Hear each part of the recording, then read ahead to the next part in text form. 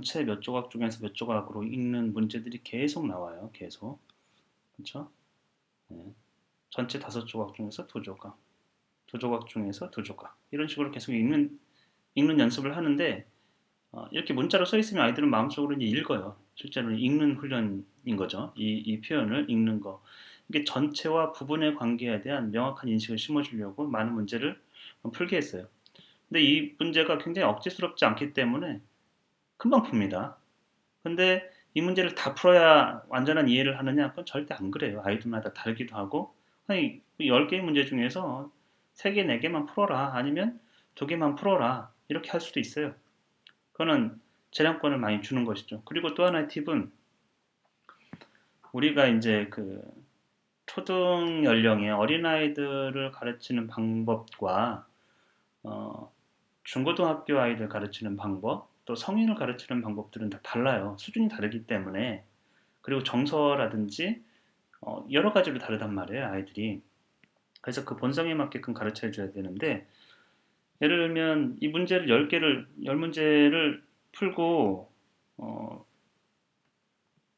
채점을 할 것이냐 아니면 뭐 오늘 분량 30분 이상 수학 문제를 풀고 다 풀고 나서 채점을 할 것이냐 어떤 게 좋죠? 제가 얘기하는 거는 어린아이들 지금 초등학교 3학년 아이들 2학년 3학년 아이들 그런 생각 안 해보셨을 거예요. 예를 들면 이 문제 하나 풀어보고 정답 확인하고 이 문제 하나 풀어보고 정답 확인하고 이러면 대부분 부모님들은 싫어하죠. 왜냐하면 정답 확인하면서 이 문제도 이제 보잖아요. 자꾸 컨닝 같은 걸 하는 것이죠. 그러니까 다 풀고 나서 답지를 봐라. 한 페이지가 아니고 전부 다 풀고 나서 답지를 봐라. 가장 안 좋은 거는 전부 다 풀고 나서 답지를 보라는 거예요. 그러면 이 공부하는 시간이 아이가 생각할 때는 훨씬 늘어요. 중요한 거는 틀린 거 있잖아요. 예를 들면 이거 틀렸어요. 그걸 생각해 볼 시간을 줘야 되는데 그렇게 되면은 채점하고 이제 끝나는 것이죠. 예, 채점하고 그냥 딱 책을 덮어버려요. 안 되죠. 채점하고 나서 틀린 거에 집중해가지고 물론 뭐꼭 집중할 필요는 없지만 왜 틀렸는지를 한번 생각해보게 하는 여유가 있어야 되거든요. 그러면 다 풀고 나서 30분 오늘 공부하기로 했으니까 30분 다 풀고 나서 채점해. 이건 별로 안 좋다라는 거예요. 어린아이에게는 초등학교 2학년, 3학년, 1학년 아이들에게는 부모가 옆에서 봐주는 것, 매 문제를 보면서 피드백을 주는 게 제일 좋습니다. 근데 그 피드백이 간섭을 하면 안 돼요. 이렇게 보면 애가 1조각 중에 5조각 그러면 바로 이제 비난이나 정죄나 이런 거를 해서는 안 된다라는 것이죠. 틀릴 수 있거든요. 틀릴 수 있어요. 근데 피드백을 어떻게 줘야 될 것이냐? 전체 한 조각 중에서 5조각이라고 할 수 있죠. 그러면 여기는 한 조각 중에서 4조각이 아니네. 이런 정도 힌트는 괜찮아요.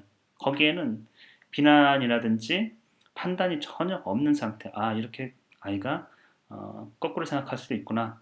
개념이 확고하게 정립되어 있지 않기 때문에 그런 거예요. 그러면 아이가 이제 수정하는 거죠. 그러네. 여기 그럼 5조각 중에서 한 조각. 이러면 아이는 스스로 자기가 고쳐서 푼 거기 때문에 아이의 능력이에요, 이거는. 약간의 힌트를 주었지만. 근데 그렇지 않고 바로 야, 이게 어떻게 한 조각 중에서 5조각이냐? 여기를 봐, 여기. 이거 여기 4조각 중에서 한 조각 밑에 있는 거 4조각, 위에 있는 거 한 조각이라고 하잖아. 이거 5조각 중에서 한 조각이지?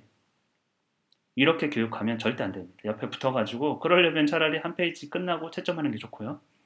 아이한테는 절대 그러면 안 되고 어떤 비난 좀 우리가 이제 목소리, 태도, 또 표정 이런 비언어적인 의사소통 수단들이 훨씬 더 많은 의미를 전달한단 말이에요. 아이는 다 느껴요. 엄마가 기쁜지 슬픈지 분노하고 있는지 화를 내고 있는지 나한테 뭐라고 하고 있는지를 그렇기 때문에 말로는 그래 잘했어 잘했는데 이렇게 하면서 말은 잘했는데 아이가 읽기에는 내가 잘못했는데로 읽히는 그런 것들은 아주 안 좋죠.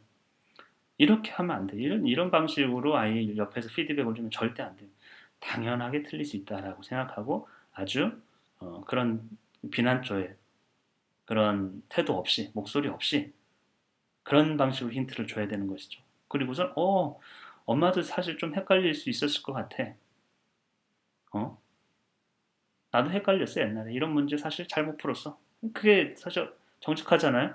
우리 어렸을 때 생각해보면 다 100점 맞았을 것 같죠? 그렇지 않죠. 많이 틀렸어요. 틀렸어요. 이런 문제 당연히 틀릴 수 있다라는 것이죠.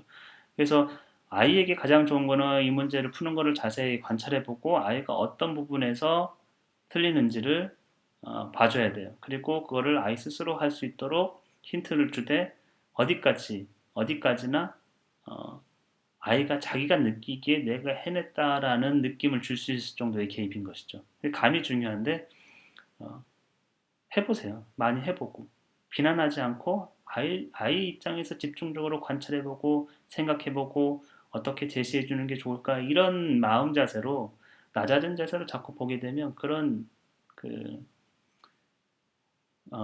수위 어떤 방식으로 피드백을 줘야 좋을지를 알게 돼요. 그것이 바로 그것을 만약에 느끼고 그것을 만약에 선생님이나 어머니나 아빠가 엄마나 아빠가 익혔다. 그 노하우를 알게 됐다. 그러면 아이는 엄마 아빠 또 선생님하고 함께 공부하는 거, 문제 푸는 거를 좋아할 거예요. 그러면 거의 대부분의 학습적인 문제를 해소할 수가 있어요. 이게 수학만의 문제는 아니라는 것이죠. 아, 그런 방식으로 한번 시도를 해보세요. 그리고 조금 더 잘하면 늘 피드백은 제가 드리고 싶은 말이 이거였는데 즉각적으로 일어나야 돼요. 어떤 행동에 대해서. 문제를 풀면 바로 피드백이 오는 게 좋습니다. 그래서 수학 어플들이 더 좋아요. 곱하기 막 연산 문제 바로 틀리면 틀렸다고 나오죠. 그렇게 했을 때 많은 것을 배워요. 즉각적인 피드백 때문에. 여러분이 예를 들면 물에다가 나무 토막을 던진다든지 돌멩이를 던져서 뜨는지 가라앉는지를 즉각적으로 확인하지 않고 1시간 뒤에 확인할 수 있다. 1시간을 기다린다든지 1시간 뒤에 확인할 수 있다. 그러면 아예 관심은 이미 떠났어요. 이게 뭐 떴는지 뜨는지 가라앉는지 관심조차 없죠. 근데 그걸 붙잡아 놓고 야 아까 네가 했던 거 뜨잖아. 이런 피드백은 효과가 많이 반감되는 거예요. 그래서 문제를 풀더라도 맞고 틀리고를 바로바로 알 수 있는 게 좋거든요.